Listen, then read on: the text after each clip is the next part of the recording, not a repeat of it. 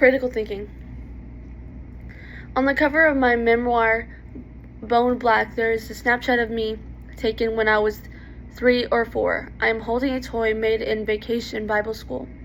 A book shaped like a dove. I often joke that this picture could be called a portrait of the intellectual as a young girl.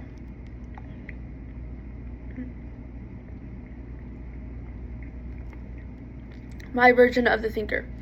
The girl in the snapshot is looking intensely at the object in her hands, her brow a steady and intense concentration, staring at the picture. I can see her thinking. I can see her mind at work. Thinking is in action for all inspiring intellectuals.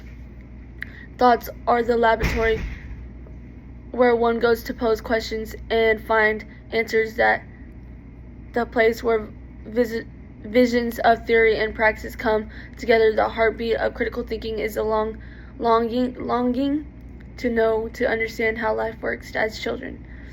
Life works. Children are organically predisposed to be critical thinkers. Across the boundaries of race, class, gender, and circumstances, children come into the world of wonder and language consumed with a desire for knowledge. Sometimes they are so eager for knowledge that they become relentless interrogators, demanding to know the who, what, when, where, and why of life, searching for answers. They learn almost instinctively how to think. Sadly, children's passions for thinking often ends when they encounter a world that seeks to educate them for conformity and obedience only. Most children are taught early on that thinking is dangerous. Sadly, these children stop enjoying the process of thinking and start feeling the thinking mind. Whether in homes and with parents who teach via a model of discipline and punish that is better to choose obedience over self-awareness and self-determination, or in schools where independent thinking is not acceptable behavior, most children in our nation learn to suppress the memory of thinking as a passionate, pleasurable activity. By the time most students enter college classrooms, they have come to dread thinking. Those students who do not dread thinking often comes to classes assuming that thinking will not be necessary, that they will need to do this, consume information, and regurgitate it at the appropriate moments. In traditional higher education settings, students find themselves yet again in a world where independent thinking is not encouraged. Fortunately, there are some classrooms in which individual professors aim to educate as the practice of freedom in the setting. Thinking, and most especially critical thinking, is what matters. Students do not become critical thinkers overnight. First, they must learn to embrace the joy and power of thinking itself. Engaged pedagogy is a teaching strategy that aims to restore students' will to think and their will to be fully self-actualized. The central focus of engaged pedagogy is to enable students to think critically. In his essay, Critical Thinking, Why Is It So Hard to Teach?, Daniel Williams says critical thinking consists. In simpler terms, critical thinking involves first discovering the who, what, when, where, and how of things, finding the answers of those internal questions of the instinctive child, and then utilizing what knowledge in a manner that enables you to determine what matters most. Educator Dennis Rader, author of Teaching Read and Find, considers the capacity to determine what is significant central of the process of critical thinking.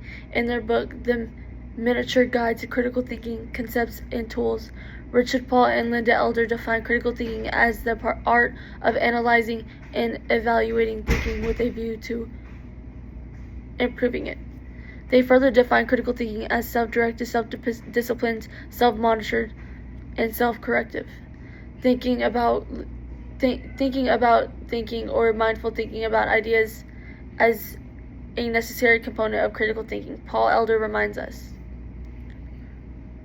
Critical thinking is an interactive process, one that demands participation on the part of teachers and students alike.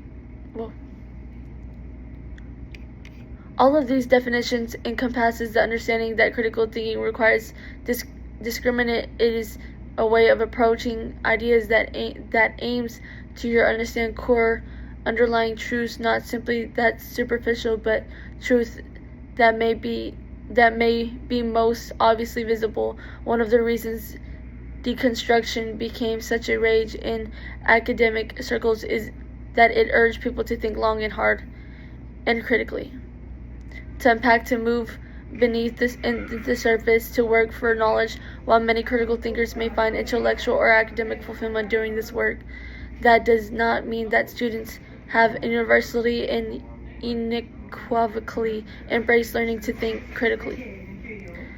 Keeping an open mind is an essential requirement of critical thinking. I often talk about radical openness because it becomes clear to me, after years in academic settings, that was far too easy to become attached in academic settings.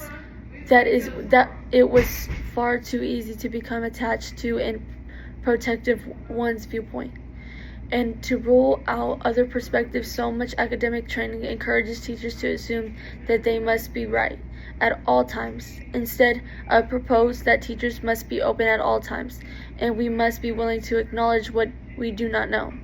A radical commitment to openness maintains the integrity of the critical thinking process and its central role in education. This commitment requires much courage and imagination, and from critical thinking to an argument about Sullivan, Barnett, and Hugo Bardo emphasized that critical thinking requires us to use our imagination, seeing things from perspective other than our own, and envisioning the likely consequences of our position. Therefore, critical thinking does not simply place demands on students. It also requires teaching to show by example that learning in action means that not all of us can be right all the time, and that the shape of knowledge is constantly changing. The most exciting aspect of critical thinking in the classroom is that it calls initiative from everyone, actively inviting all students to think passionately and to share ideas in a passionate, open manner. When everyone in the classroom, teacher and student, recognize that they are responsible for creating a learning community together, learning is at the most meaningful and useful. In such a community of learning, there's no failure. Everyone is participating and sharing whatever resources is needed needed at a given moment in time, to ensure that we leave the classroom knowing that critical thinking empowers us.